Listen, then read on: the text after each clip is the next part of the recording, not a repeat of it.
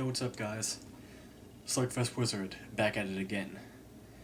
Finally back, doing my predictions now for UFC 134. The UFC is finally back in Rio de Janeiro, Brazil. I'm finally back in the 804. The UFC has finally got a deal with Fox, and Yusin Okami finally gets his title shot. How do I think he's gonna do? Let's talk about it. Alright. From the top. By the way, the last time they were in Rio de Janeiro, Brazil was 18 years ago. Royce Gracie was recently linked to this event, but that has been completely shut down by Dana White. Okay, that's how it goes. From the top, the guy that has all the records, the guy that has all the wins, the guy that's been having all the success, Anderson the Spider Silva. There's not much more I can say about him that you guys already haven't heard before, so I'm not going to get into that. He's the best striker in mixed martial arts. He's the most accomplished fighter in the UFC. Just so much about him is just at its peak. And in this matchup, he's going to be fighting in front of his friends, his family. He's got the hometown advantage, and he's facing the last man to beat him, Yusin Thunder Okami.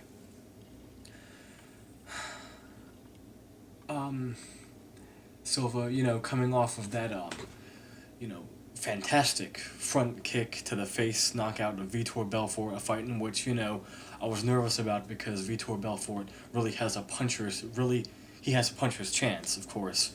And I don't know if Yusin Okami has that, so let's talk about the challenger right now. A UFC belt has never been held by a Japanese fighter, and if Yusin Okami is able to win tomorrow night, no, not tomorrow, I guess the day after tomorrow, because today is Thursday, then Okami will be the first fighter ever to not just defeat Anderson Silva in the UFC, but the first one to hold, the first Japanese fighter to hold a belt. He does have a win, but that was by disqualification at a Rumble in the Rock event that also featured Jake Shields and Carlos Condit back in Hawaii. It was by an illegal upkick from the Spider, thus Anderson Silva was disqualified and Yusin Okami got the win. If you go back and look at their first fight, this is a rematch, by the way.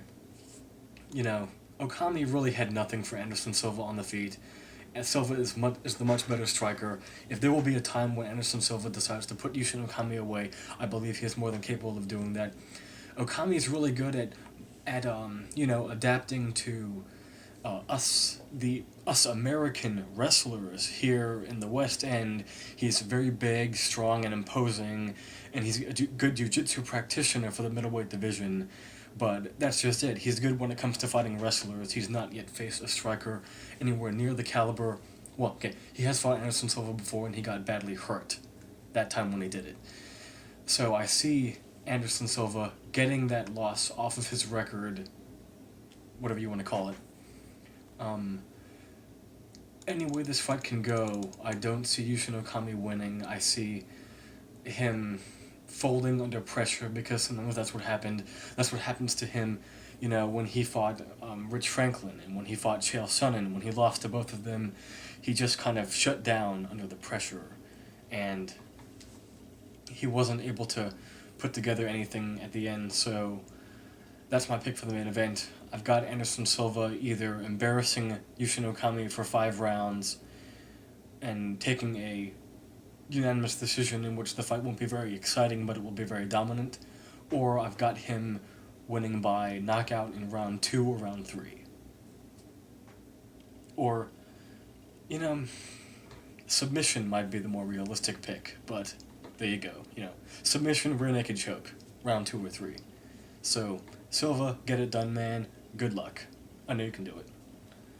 And keep that belt in Brazil. Next fight. Another rematch, Mauricio Shogun Hua versus Forrest Griffin. Back in 2007, Forrest Griffin, it was thought he was being fed to the wood chipper by welcoming Mauricio Hua to the UFC. At UFC, I think it was 76 knockout. And Forrest Griffin would end up spoiling the debut of the highly touted Brazilian, Shogun Hua, and choking him out in round 3. Shogun, at this point, he really needs to get a win. You know, if Shogun is at his best, if he's at 100% in this fight, then there's no reason why he shouldn't be able to get it. Forrest Griffin, I feel bad because I keep picking against him. You know, I picked him to lose against Tito Ortiz, he won. I picked him to lose against Anderson Silva, and I picked him to lose against Anderson Silva, and he lost. Yeah. And then I picked him to lose against Rich Franklin, and he was able to grind out a win over him.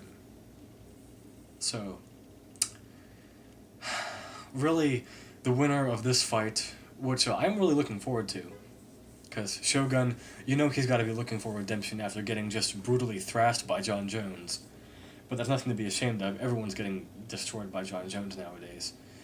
But for this fight, for Shogun Hua versus Forrest Griffin 2, the outcome of this fight will all depend on whether or not Shogun decides to show up. If he is at top physical condition and if his mind's is there 100%, there's no reason why he shouldn't be able to win by knockout in the first round or take a very dominant decision. So, excuse me, it's really late. I need to maybe keep it quiet. So Shogun, good luck. Get it done, man. That's all I gotta say about that. And for Forrest Griffin, you know, also, you know, good luck. Represent America. So, and the third fight, the big, the co-main event, as it were. Antonio Rodrigo Nogueira, 18 months ago, or like 16 months ago, he got himself brutally knocked out by now UFC heavyweight champion Cain Velasquez. And he's fighting yet another young, hungry, fresh, up-and-comer who's looking serious in Brendan Shaub. Brendan Shaub, let me see, what is he? He's nicknamed the Hybrid, trains out of Colorado, United States, well-versed in boxing and jiu-jitsu, kind of orthodox stance. He also trains with Greg Jackson every now and then, like with Rashad Evans. In this fight, Nogueira used to have a chin. He used to have that toughness that enabled him to withstand anything, because after all, he was hit by a car when he was 9 and survived. In this fight, I think this is going to be it for Nogueira. This could be the only time he's going to be fighting, and I see himself getting knocked out badly against Brendan Shaub or taking a very clear-cut, unanimous decision. So I'm going to pick Brendan Shaub to win by majority decision, or if there is going to be a finish, I believe it's going to be by knockout late round 3. So, I really hope Nogueira wins. You know, if this goes to the ground, I wouldn't be surprised if Nogueira's able to lock up something, but, you know, that's what I see happening.